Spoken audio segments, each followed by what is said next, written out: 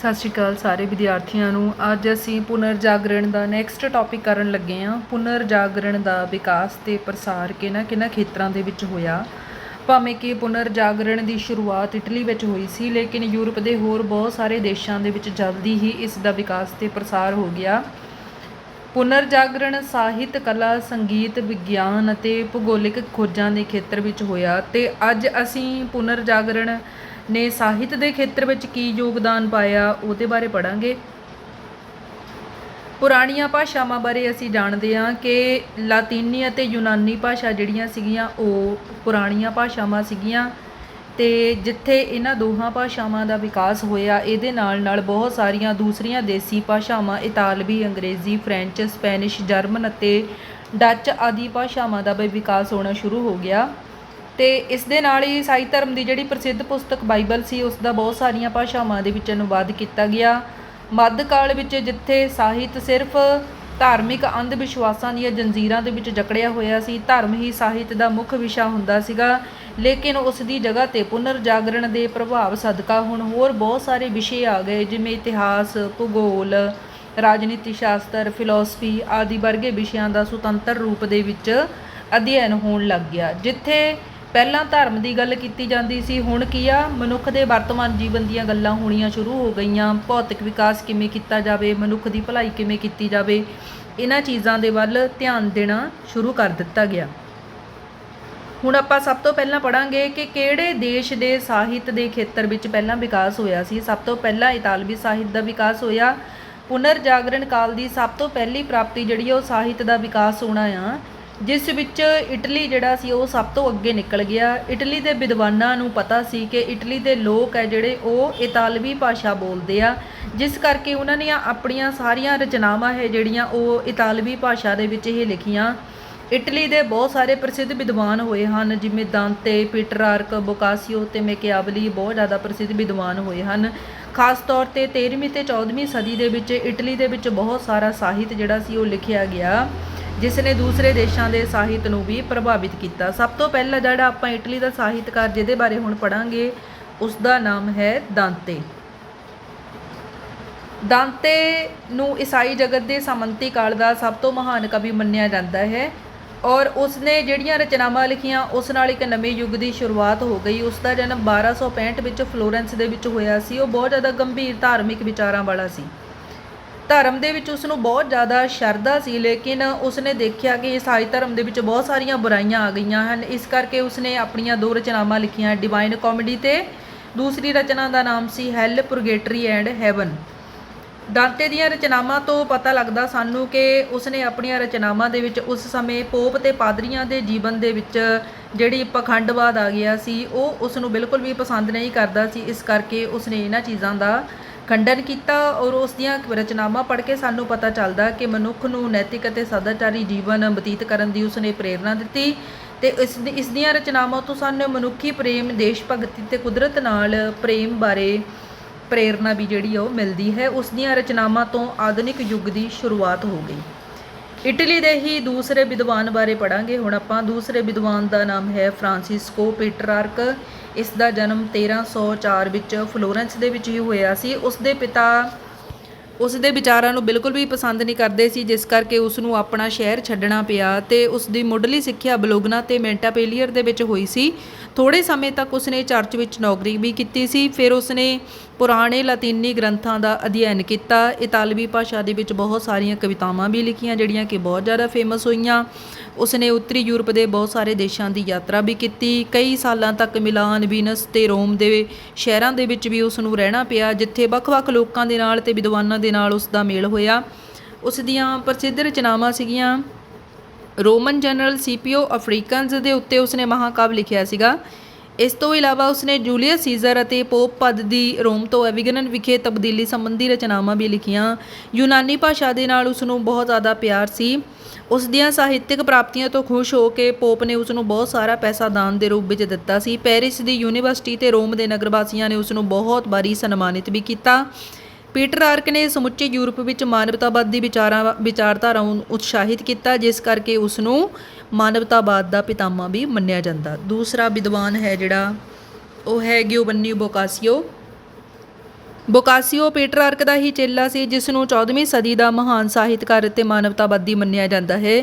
ਇਤਾਲਵੀ ਭਾਸ਼ਾ ਦੇ ਵਿੱਚ ਉਸਨੇ ਵਾਰਤਕ ਲਿਖਣਾ ਸ਼ੁਰੂ ਕੀਤਾ ਸੀ। ਇਸ ਤਰ੍ਹਾਂ ਉਸਨੇ ਲੇਖਣ ਕਲਾ ਦੇ ਵਿੱਚ ਇੱਕ ਨਵੀਂ ਸ਼ੈਲੀ ਦੀ ਸ਼ੁਰੂਆਤ ਕੀਤੀ, ਜਿਸ ਕਰਕੇ ਉਸਨੂੰ ਇਤਾਲਵੀ ਵਾਰਤਕ ਦਾ ਪਿਤਾਮਾ ਮੰਨਿਆ ਜਾਂਦਾ ਹੈ। ਉਹ ਇੱਕ ਕਹਾਣੀਕਾਰ ਵਜੋਂ ਵੀ ਕਾਫੀ ਜ਼ਿਆਦਾ ਫੇਮਸ ਹੋਇਆ। ਉਸ ਦੀ ਮਹਾਨ ਰਚਨਾ ਦੀ ਕੈਮਰੋਨ, ਜਿਹਦੇ ਵਿੱਚ ਉਸਨੇ 100 ਕਹਾਣੀਆਂ ਲਿਖੀਆਂ। ਇਸ ਤੋਂ ਇਲਾਵਾ ਉਸ ਦੀ ਦੂਸਰੀ ਰਚਨਾ ਹੈ ਜੀਨੀਓਲੋਜੀ ਆਫ ਦੀ ਗੋਡਸ। ਉਸ ਦੀਆਂ ਰਚਨਾਵਾਂ ਤੋਂ ਸਾਨੂੰ ਪਤਾ ਲੱਗਦਾ ਕਿ ਉਸ ਦਾ ਕਹਿਣਾ ਸੀ ਕਿ ਗਿਆਨ ਹੈ ਜਿਹੜਾ ਉਹ ਕਿਵੇਂ ਮਨੁੱਖ ਨੂੰ ਗੁਣਵਾਨ ਅਤੇ ਬੁੱਧੀਮਾਨ ਬਣਾਉਂਦਾ ਹੈ। 1375 ਵਿੱਚ ਉਸ ਦੀ ਡੈਥ ਹੋ ਗਈ ਸੀ। ਉਸ ਤੋਂ ਬਾਅਦ ਅਗਲਾ ਵਿਦਵਾਨ ਹੈ ਨਿਕੋਲੋ ਮੈਕਿਆਵਲੀ। ਇਟਲੀ ਦੇ ਪੁਨਰ ਜਾਗਰਣ ਦਾ ਸਭ ਤੋਂ ਪ੍ਰਸਿੱਧ ਵਿਦਵਾਨ ਨਿਕੋਲੋ ਮੈਕਿਆਵਲੀ ਸੀ। ਉਹ ਵੀ ਫਲੋਰੈਂਸ ਸ਼ਹਿਰ ਦਾ ਹੀ ਰਹਿਣ ਵਾਲਾ ਸੀ। ਉਸਨੇ ਬਹੁਤ ਸਾਲਾਂ ਤੱਕ ਫਲੋਰੈਂਸ ਦੇ ਵਿੱਚ ਇੱਕ ਸਕੱਤਰ ਵਜੋਂ ਕੰਮ ਕੀਤਾ, ਸਰਕਾਰੀ ਨੌਕਰੀ ਵੀ ਕੀਤੀ। ਲਾਤੀਨੀ ਅਤੇ ਯੂਨਾਨੀ ਸਾਹਿਤ ਦਾ ਅਧਿਐਨ ਕਰਕੇ ਆਪਣੇ ਗਿਆਨ ਵਿੱਚ ਉਸਨੇ ਬਹੁਤ ਜ਼ਿਆਦਾ ਵਾਧਾ ਕਰ ਲਿਆ ਸੀ। ਇਤਾਲਵੀ ਭਾਸ਼ਾ ਵਿੱਚ ਉਸਨੇ ਮੈਂਡਰਾਗੋਲਾ ਨਾਮ ਦਾ ਇੱਕ ਨਾਟਕ ਲਿਖਿਆ ਸੀ, ਜਿਸ ਵਿੱਚ ਉਸਨੇ ਸਮਕਾਲੀ ਸਮਾਜ ਉੱਤੇ ਵਿਅੰਗ ਕੀਤਾ। ਫਲੋਰੈਂਸ ਗਣਤੰਤਰ ਦਾ ਇਤਿਹਾਸ ਵੀ ਲਿਖਿਆ। ਇਸ ਤੋਂ ਇਲਾਵਾ ਉਸਨੇ ਪ੍ਰਿੰਸ ਨਾਮਕ ਨਾਮ ਦੀ ਇੱਕ ਰਚਨਾ ਵੀ ਲਿਖੀ। ਇਸ ਦੇ ਵਿੱਚ ਉਸਨੇ ਰਾਜਨੀਤੀ ਬਾਰੇ ਆਪਣੇ ਵਿਚਾਰ ਪ੍ਰਗਟ ਕੀਤੇ ਆ ਕਿ ਕਿਵੇਂ ਇੱਕ ਰਾਜੇ ਨੂੰ ਸ਼ਾਸਨ ਕਰਨਾ ਚਾਹੀਦਾ, ਪ੍ਰਸ਼ਾਸਨ ਸੰਬੰਧੀ ਕਿਹੜੇ ਨਿਯਮ ਹੋਣੇ ਚਾਹੀਦੇ ਹਨ। ਆਪਣੀ ਇਸ ਰਚਨਾ ਦੇ ਦੁਆਰਾ ਉਸਨੇ ਧਰਮ ਅਤੇ ਰਾਜਨੀਤੀ ਦੋਨਾਂ ਨੂੰ ਵੱਖਰੇ ਵੱਖਰੇ ਕਰ ਦਿੱਤਾ ਸੀ। ਉਸ ਦੀਆਂ ਰਚਨਾਵਾਂ ਤੋਂ ਸਾਨੂੰ ਪਤਾ ਲੱਗਦਾ ਕਿ ਉਹ ਤਰਕਵਾਦ, ਮਾਨਵਵਾਦ, ਵਿਅਕਤੀਵਾਦ, ਯਥਾਰਥਵਾਦ ਅਤੇ ਰਾਸ਼ਟਰਵਾਦ ਦਾ ਉਤਸ਼ਾਹੀ ਸਮਰਥਕ ਸੀ। ਇਸ ਤੋਂ ਇਲਾਵਾ ਵੀ ਇਤਾਲਵੀ ਸਾਹਿਤ ਦੇ ਵਿੱਚ ਹੋਰ ਬਹੁਤ ਸਾਰੇ ਵਿਦਵਾਨ ਹੋਏ ਹਨ। ਸੋ ਇਹ 4 ਵਿਦਵਾਨ ਜਿਹੜੇ ਆ ਇਤਾਲਵੀ ਸਾਹਿਤ ਦੇ ਬਹੁਤ ਜ਼ਿਆਦਾ ਫੇਮਸ ਹੋਏ ਆ। ਉਸ ਤੋਂ ਬਾਅਦ ਅਤੇ ਫਰਾਂਸੀਸੀ ਸਾਹਿਤ ਦੀ ਗੱਲ ਕਰਾਂਗੇ। ਫਰਾਂਸ ਦੇ ਸਾਹਿਤਕਾਰਾਂ ਨੇ ਵੀ ਸਾਹਿਤ ਦੇ ਖੇਤਰ ਵਿੱਚ ਬਹੁਤ ਵੱਡਾ ਯੋਗਦਾਨ ਪਾਇਆ, ਜਿਹਦੇ ਵਿੱਚੋਂ ਪਹਿਲਾ ਨਾਮ ਆਉਂਦਾ ਫਰਾਂਸਿਸ ਰੈਬੇਲਾਈਸ ਦਾ। ਉਸ ਦੀ ਪ੍ਰਸਿੱਧ ਰਚਨਾ ਗਰਗੰਤੂਆ ਦੇ ਵਿੱਚ ਉਸਨੇ ਸਮਾਜ ਵਿੱਚ ਫੈਲੇ ਹੋਏ ਅੰਧ ਵਿਸ਼ਵਾਸਾਂ ਦਾ ਖੰਡਨ ਕੀਤਾ, ਵਿਅਕਤੀਗਤ ਅਤੇ ਬੌਧਿਕ ਸੁਤੰਤਰਤਾ ਦੇ ਉੱਤੇ ਜ਼ੋਰ ਪਾਇਆ। ਉਸਨੇ ਆਪਣੀਆਂ ਲਿਖਤਾਂ ਰਾਹੀਂ ਮਨੁੱਖ ਨੂੰ ਸਮਾਜ ਵਿੱਚ ਸਨਮਾਨਯੋਗ ਸਥਾਨ ਦੇਣ ਦੀ ਗੱਲ ਕਹੀ। ਇਸੇ ਤਰ੍ਹਾਂ ਫਰਾਂਸ ਦਾ ਦੂਸਰਾ ਜਿਹੜਾ ਸਾਹਿਤਕਾਰ ਹੈ ਉਸ ਦਾ ਨਾਮ ਮਾਂਤੇਨ ਹੈ।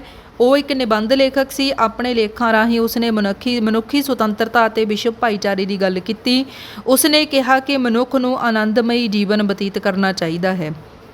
ਇਸ ਤੋਂ ਬਾਅਦ ਅਗਲੇ ਸਾਹਿਤਕਾਰ ਹੈ ਜਿਹੜੇ ਉਹ ਅੰਗਰੇਜ਼ੀ ਸਾਹਿਤ ਦੀ ਗੱਲ ਕਰਾਂਗੇ ਆਪਾਂ। ਬਹੁਤ ਸਾਰੇ ਵਿਦਵਾਨ ਹੋਏ ਆ ਅੰਗਰੇਜ਼ੀ ਭਾਸ਼ਾ ਦੇ ਵੀ, ਅਤੇ ਜਿਨ੍ਹਾਂ ਨੇ ਬਹੁਤ ਸਾਰੇ ਕਵੀਆਂ, ਨਾਟਕਕਾਰਾਂ ਨੇ ਆਪਣੀਆਂ ਰਚਨਾਵਾਂ ਦੇ ਰਾਹੀਂ ਅੰਗਰੇਜ਼ੀ ਸਾਹਿਤ ਦੇ ਵਿੱਚ ਯੋਗਦਾਨ ਪਾਇਆ, ਜਿਹਦੇ ਵਿੱਚੋਂ ਪਹਿਲਾ ਨਾਮ ਜਿਓਫਰੇ ਚੌਸਰ ਦਾ ਆਉਂਦਾ।